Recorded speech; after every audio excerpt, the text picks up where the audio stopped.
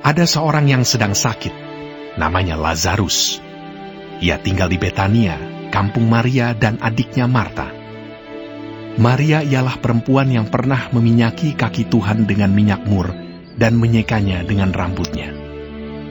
Dan Lazarus yang sakit itu adalah saudaranya. Kedua perempuan itu mengirim kabar kepada Yesus. Tuhan, dia yang kau kasihi sakit.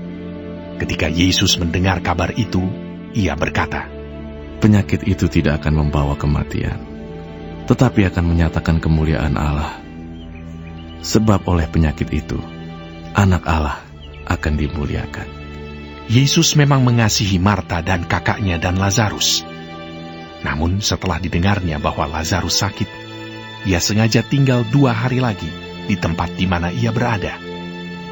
Tetapi sesudah itu ia berkata kepada murid-muridnya, mari kita kembali lagi ke Yudea.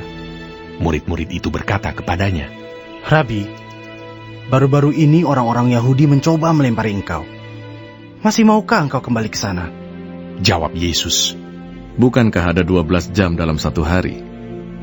Siapa yang berjalan pada siang hari, kakinya tidak terantuk, karena ia melihat terang dunia ini.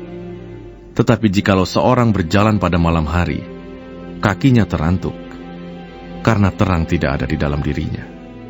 Demikianlah perkataannya, dan sesudah itu ia berkata kepada mereka, Lazarus saudara kita telah tertidur, tetapi aku pergi ke sana untuk membangunkan dia dari tidurnya.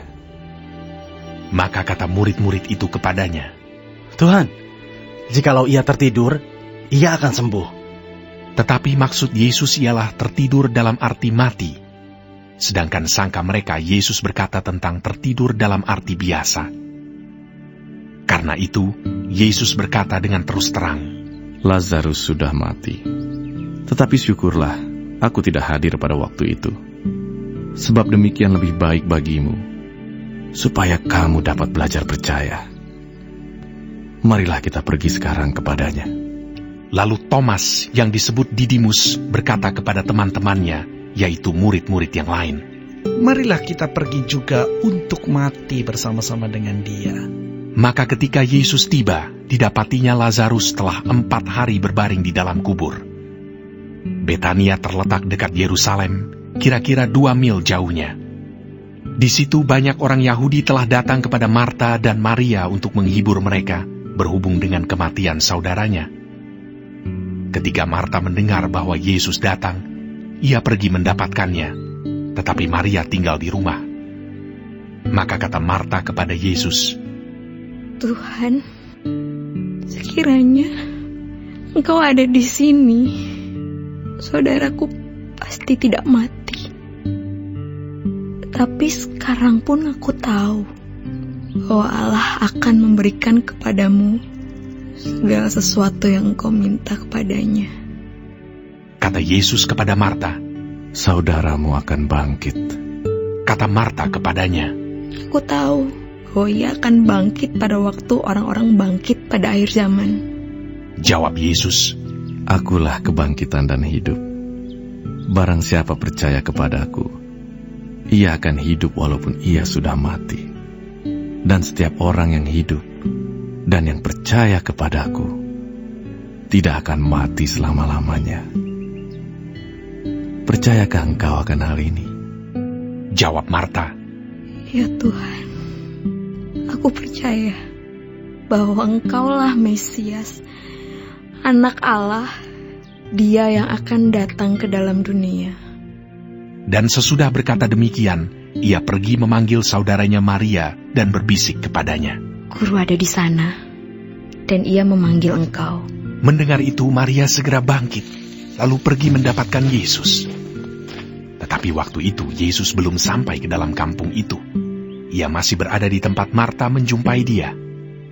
Ketika orang-orang Yahudi yang bersama-sama dengan Maria di rumah itu untuk menghiburnya, melihat bahwa Maria segera bangkit dan pergi keluar, mereka mengikutinya, karena mereka menyangka bahwa ia pergi ke kubur untuk meratap di situ.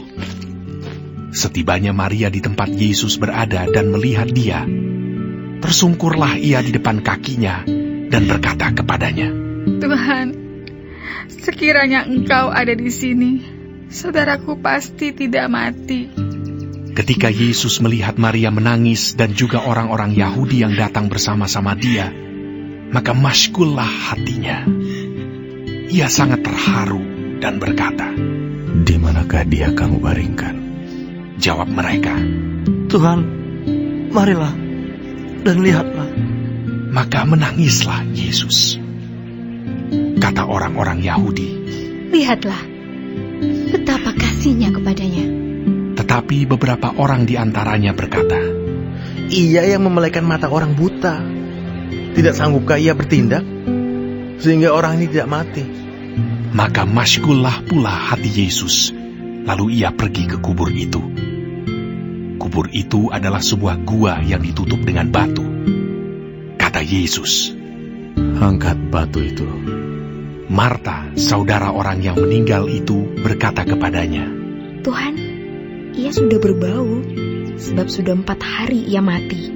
Jawab Yesus, "Bukankah sudah kukatakan kepadamu, jikalau engkau percaya, engkau akan melihat kemuliaan Allah?" Maka mereka mengangkat batu itu.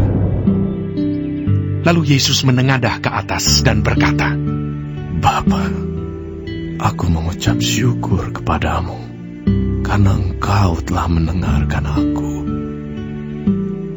Aku tahu bahwa engkau selalu mendengarkan aku.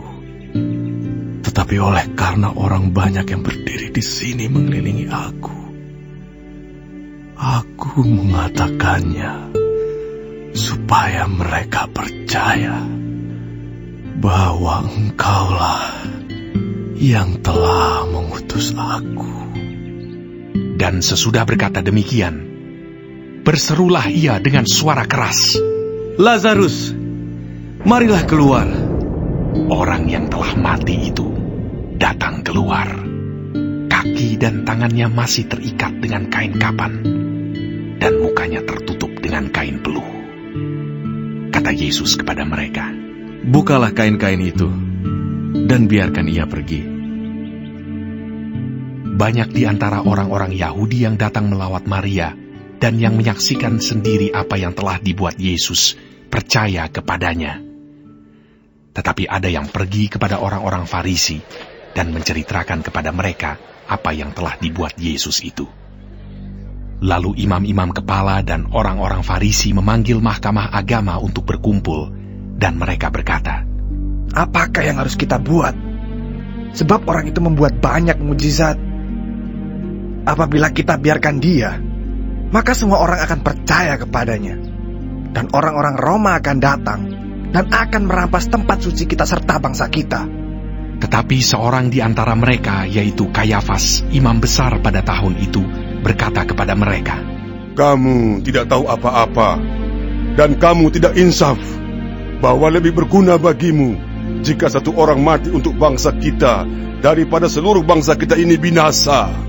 Hal itu dikatakannya bukan dari dirinya sendiri, tetapi sebagai imam besar pada tahun itu ia bernubuat bahwa Yesus akan mati untuk bangsa itu, dan bukan untuk bangsa itu saja, tetapi juga untuk mengumpulkan dan mempersatukan anak-anak Allah yang tercerai-berai. Mulai dari hari itu, mereka sepakat untuk membunuh dia. Karena itu, Yesus tidak tampil lagi di muka umum di antara orang-orang Yahudi. Ia berangkat dari situ ke daerah dekat padang gurun, ke sebuah kota yang bernama Efraim. Dan di situ ia tinggal bersama-sama murid-muridnya. Pada waktu itu, hari raya Paskah orang Yahudi sudah dekat, dan banyak orang dari negeri itu berangkat ke Yerusalem untuk menyucikan diri sebelum Paskah itu.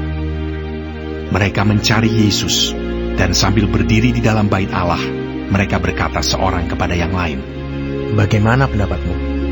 Akan datang jugakah ia ke pesta?" Sementara itu, imam-imam kepala dan orang-orang Farisi telah memberikan perintah supaya setiap orang yang tahu di mana dia berada memberitahukannya, agar mereka dapat menangkap dia.